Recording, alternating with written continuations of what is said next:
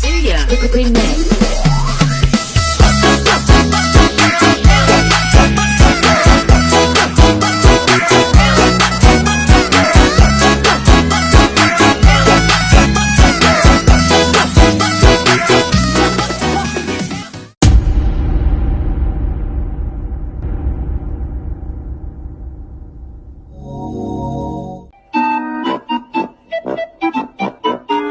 Hanya Allah yang tahu macam mana perasaan aku sakit.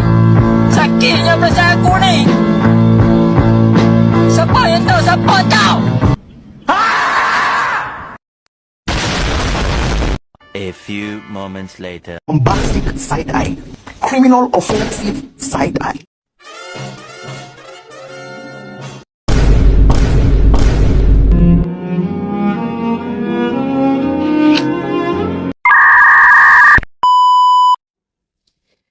Assalamualaikum warahmatullahi wabarakatuh. Perkenalkan, nama saya Sana Riso dengan NIM 862510076 akan memaparkan materi tentang konsep dan upaya pemberantasan korupsi dari mata kuliah pendidikan anti korupsi dengan dosen pengampu Bapak Robi Nutresna SHMH CPM. Apa itu korupsi? Korupsi adalah penyalahgunaan kekuasaan untuk keuntungan pribadi atau kelompok.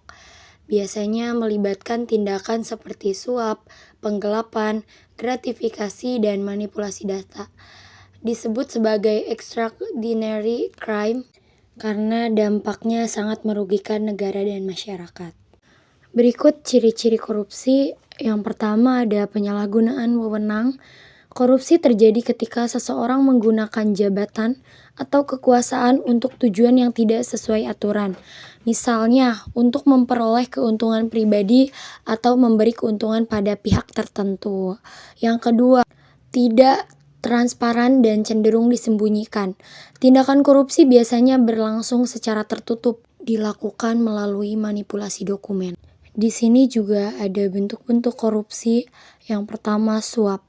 Memberi atau menerima sesuatu untuk mempengaruhi keputusan. Yang kedua, gratifikasi ilegal atau pemberian hadiah yang berhubungan dengan jabatan.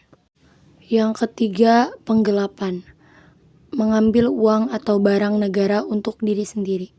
Yang keempat, nepotisme atau memberi jabatan kepada keluarga, kerabat tanpa kompetensi. Yang kelima, pemerasan. Memanfaatkan jabatan untuk menekan pihak lain. Dan yang terakhir, manipulasi data atau menaikkan anggaran melebihi kebutuhan. Yang pertama, faktor internal. Keserakahan dan kerakusan, kelemahan karakter dan kepribadian, kebutuhan finansial yang tidak terpenuhi, dan pengaruh lingkungan sekitar, teman, keluarga, atau sahabat. Yang kedua, faktor eksternal. Sistem pengawasan yang lemah, budaya korupsi yang sudah mendarah daging, kemiskinan dan kesenjangan ekonomi, politik yang tidak transparan dan tidak akuntabel. Akibat korupsi pada masyarakat dan negara, kemiskinan dan kesenjangan ekonomi meningkat, kualitas hidup menurun, akses pada layanan dasar seperti kesehatan dan pendidikan terbatas, kriminalitas dan kejahatan meningkat, masyarakat menjadi tidak adil dan tidak sejahtera.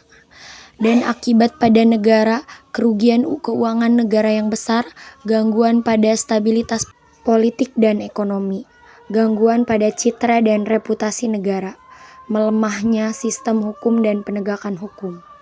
Sangat perlu memberantas korupsi agar meningkatkan kualitas hidup masyarakat, membangun kepercayaan masyarakat, meningkatkan citra dan reputasi negara, mewujudkan masyarakat yang adil dan sejahtera, dan meningkatkan investasi dan pertumbuhan ekonomi. Adapun upaya pemberantasan korupsi yang dilakukan melalui pencegahan, penindakan, dan pendidikan atau partisipasi publik. Upaya yang pertama yaitu pencegahan atau preventif yang biasanya dilakukan dengan cara reformasi birokrasi atau pelayanan publik sederhana, sistem merit dalam kepegawaian.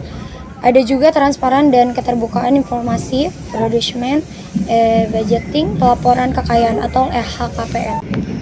Adapun upaya penindakan represif atau penegakan hukum tegas terhadap pelaku korupsi.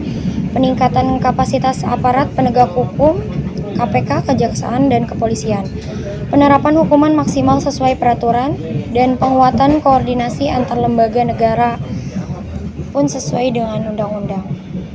Pendidikan dan partisipasi publik, edukasi anti korupsi sejak dini di sekolah dan kampus.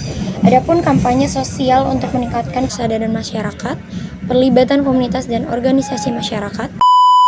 Saya tidak ada pilihan lain selain memimpin upaya pemberantasan korupsi dan penyelewengan di semua lembaga eksekutif dan pemerintah. Itulah sebabnya pada awal tahun 2025 ini kami telah identifikasi dan telah selamatkan 300 triliun uang, 300 triliun rupiah dari APBN yang kami lihat rawan diselewengkan.